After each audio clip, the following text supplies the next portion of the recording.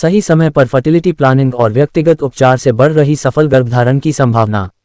वाराणसी। आधुनिक fertility care अब केवल गर्भधारण तक सीमित नहीं रह गई है, बल्कि स्वस्थ गर्भावस्था और स्वस्थ शिशु के जन्म पर भी समान रूप से केंद्रित है।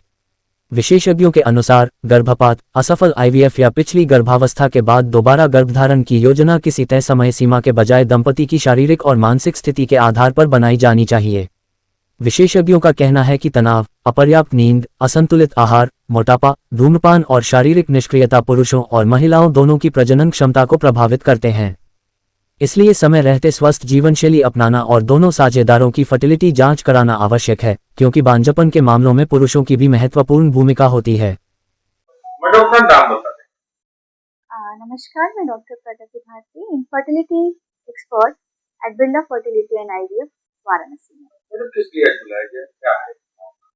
ये बेसिक हम इनफर्टिलिटी जागरूकता को फैलाना चाहते हैं कहीं ना कहीं। अगर आज हम देखें तो 6 में से 1 कपल निसंतानता यानी इनफर्टिलिटी से जूझ रहा है।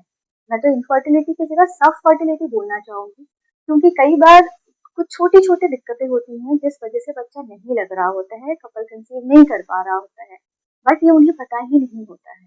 इसलिए हम ये अवेयरनेस फैलाना चाहते हैं कि अगर 1 साल तक आपने कोशिश की है, अगर बच्चा नहीं ठहरा है, तो आप एक फर्टिलिटी एक्सपर्ट से मिले और अपना इवैल्यूएशन कराएं। इस तरह से आईवीएफ गर्भावस्था के बाद दंपति द्वारा गर्भधारण कैसे सुरक्षित रूप से कर सकते हैं?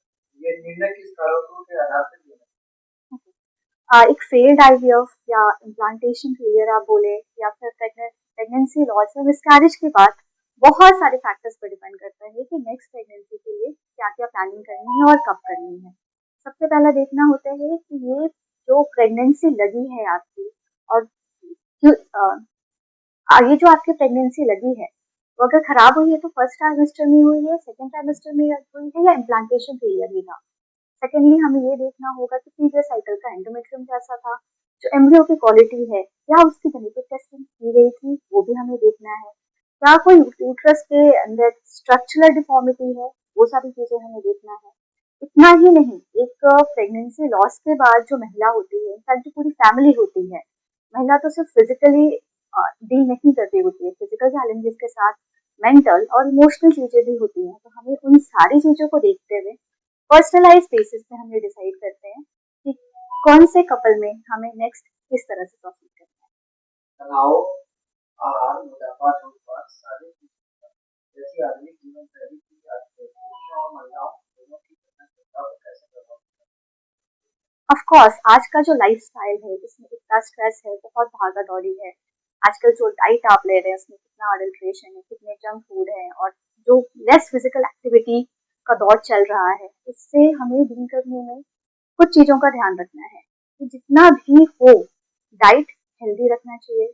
आपको minimum half an hour physical activity at least 5 days a week तो प्लान करनी चाहिए। और स्ट्रेस की बात हम करें तो बहुत सारे मेडिटेशन और एक्सरसाइजेस होते हैं, ब्रीदिंग एक्सरसाइजेस बहुत अच्छे होते हैं, ये सारी चीजें हम कर सकते हैं। और इसका असर इनफर्टिलिटी पे बहुत ज्यादा आता है। अगर आपके रिप्रोडक्टिव हेल्थ को अच्छा करना है, आपका मेंटल, फिजिकल, इमोशनल वेलबींग, सारी चीजों पे ध्यान देना जरूरी है। आजकल में पुरुषों की क्या महत्वपूर्ण भूमिका होती है? ऑफ कोर्स अगर हम देखें तो 3 में से जो 1 कपल आता है, उसमें मेल फैक्टर हमें देखने को मिलता है। पुरुषों में निसंतानता के भी कई कारण हैं, कई तरीके होते हैं जिससे हम जांचें करते हैं।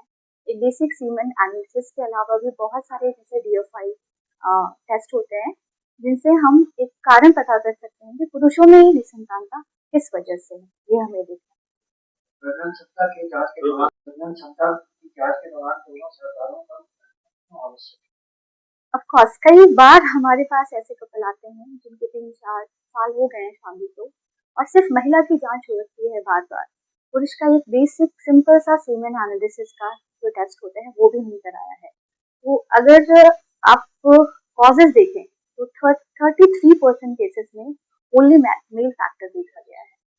तो इस वजह से हमें दोनों का इवैल्यूएशन साथ में करना है, तो हम सही तरीके से इवैल्यूएट कर पाए, सही समय पे हम इवैल्यूएट कर पाए, और आपको रिजल्ट यानी आउटकम जल्दी और बेहतर तरीके से।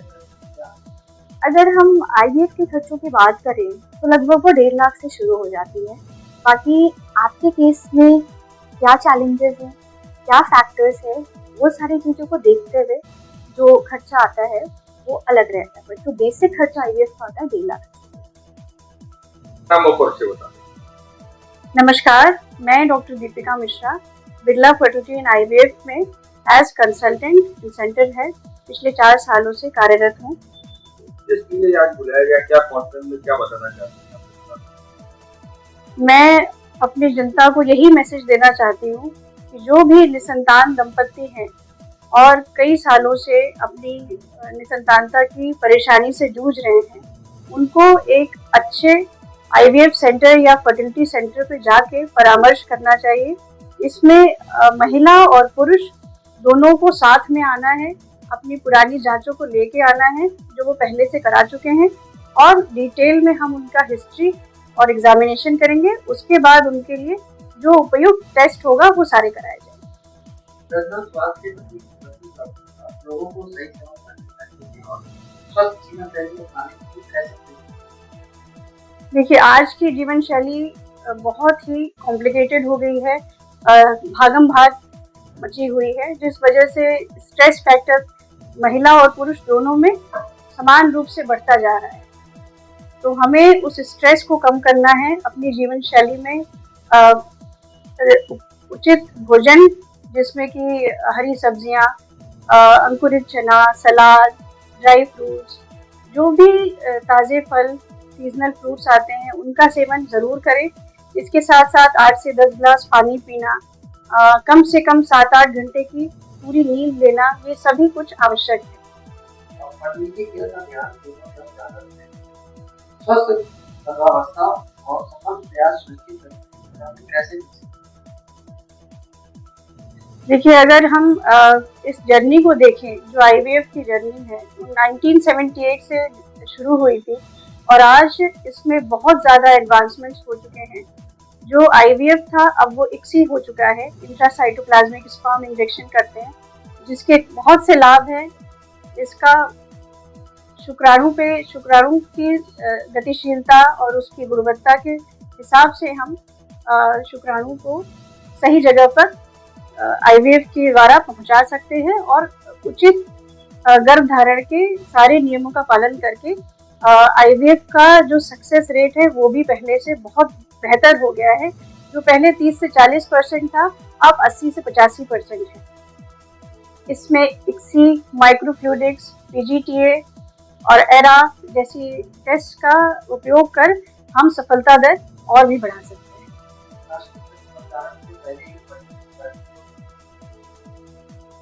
गर्भधारण से पहले फर्टिलिटी प्लानिंग बहुत ज़रूरी है, क्योंकि इससे महिला का अंडा कैसा विकसित हो रहा है और शुक्राणु की गुणवत्ता कैसी है, इन दोनों पे भ्रूण का विकास निर्भर करता है।